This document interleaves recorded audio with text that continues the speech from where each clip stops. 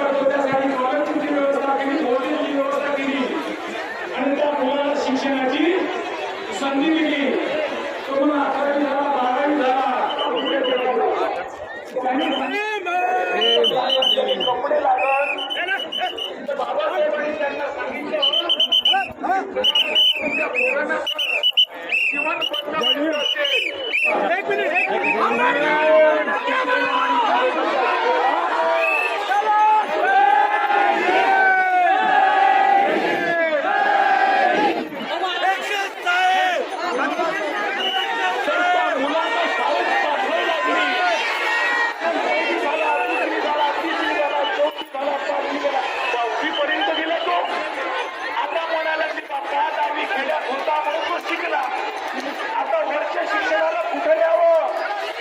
शहरात द्यावं लागतं, आमच्याकडे पैसे नाही.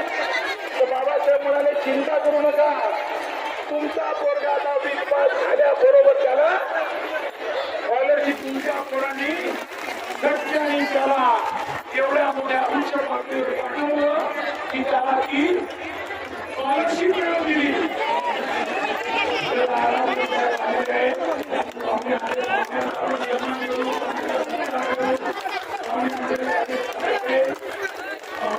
आपण सत्कार करू, सन्मान करू.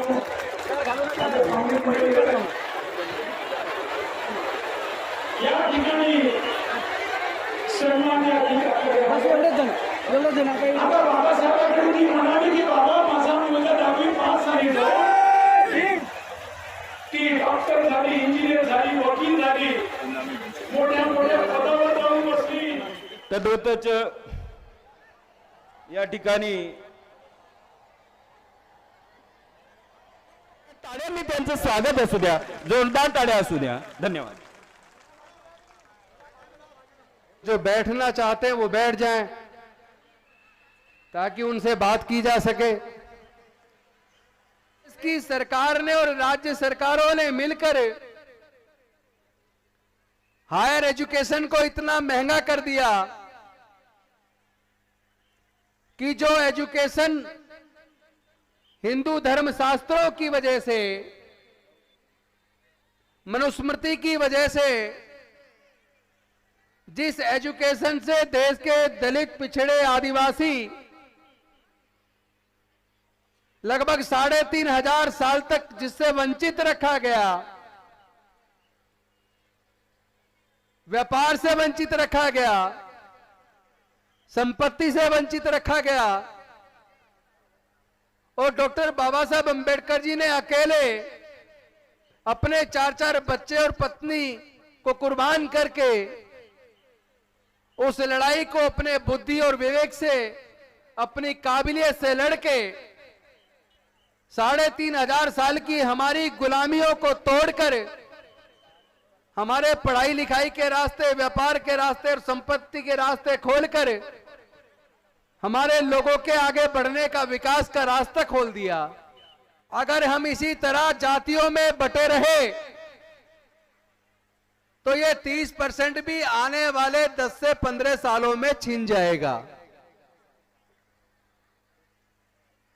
आप लोग वक्त की नजाकत को नहीं समझ रहे, आप लोग सरकारों की साजिश को नहीं समझ रहे, और जो व्यक्ति बीमारी का कारण समझे बिना इलाज करता है वो व्यक्ति कभी ठीक नहीं हो सकता. ये बिल्कुल उसी तरीके से है कि जिस कारण से बीमारी पैदा हुई है, हम लोग उसी कारण को जिंदा रखे हुए हैं. मैं पूछता हूं, क्या तुम लोगों ने जातियां छोड़ दी या अभी भी जाति में बने हुए हो? तो वो कहते हैं हमने जाति नहीं छोड़ी, हम जाति में बने हुए हैं. आप जातियों को जिंदा रखे हो. अपने बच्चों की शादी करने के लिए जब लड़का या लड़की ढूंढते हो तो अपनी जाति ढूंढते हो. तो भाई फिर बीमारी से छुटकारा कब मिलेगा? तो डॉक्टर बाबा साहेब अंबेडकर सारी बीमारियों का निराकरण करने के लिए, इलाज करने के लिए हम सबको बुद्ध का धम्म देकर गए, लेकिन हम सब ने डॉक्टर बाबा साहब अंबेडकर की बात को नहीं माना।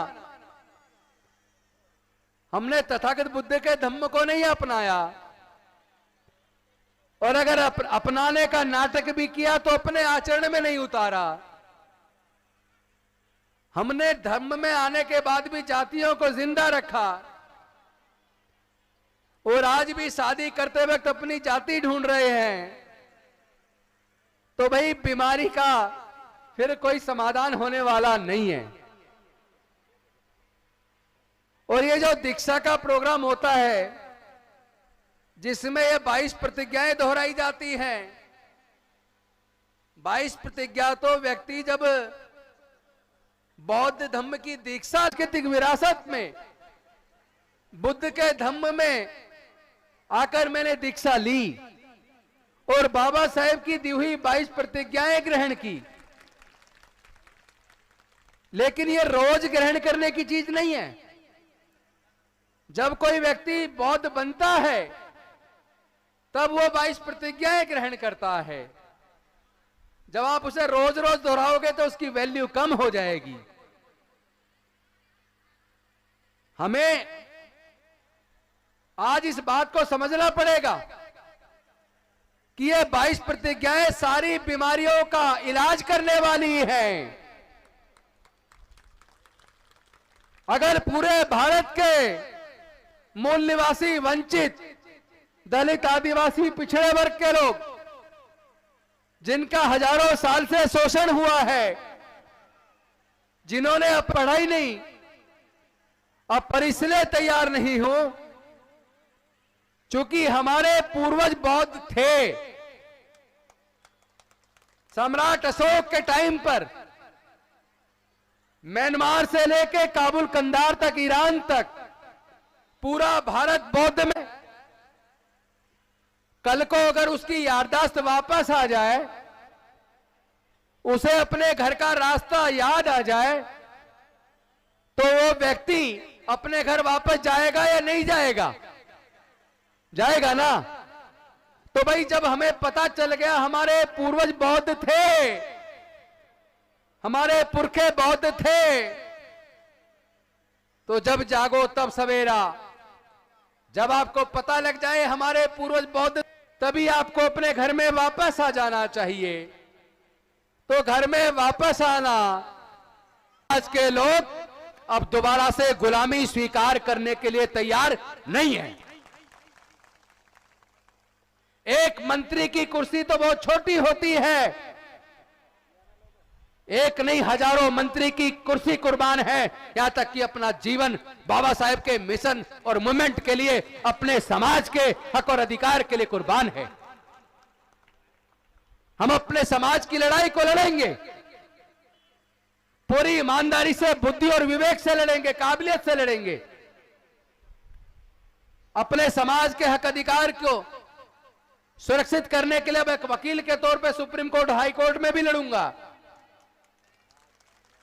और दिल्ली की विधानसभा में एमएलए के नाते भी लड़ूंगा। तो एक बाबा साहेब का सिपाही होने के नाते समाज की लड़ाई को रोड पे, संसद के सामने भी लड़ूंगा। एक बार हाथ उठाकर, दोनों हाथ खड़े करके, जो लोग बाबा साहब के सपने को साकार करना चाहते हैं, जो लोग डॉक्टर बाबा साहब के सपने को, भारत को बौद्ध में बनाने का सपना, भारत को फिर से उसी तरह का गौरव जो सम्राट अशोक के टाइम पर था, वो गौरव देना चाहते हैं, और जो नहीं चाहते कि उनके बच्चे फिर से गुलाम बने, एक बार दोनों हाथ उठा के नारा लगाएंगे, जय भीम, जय भीम, जय भीम।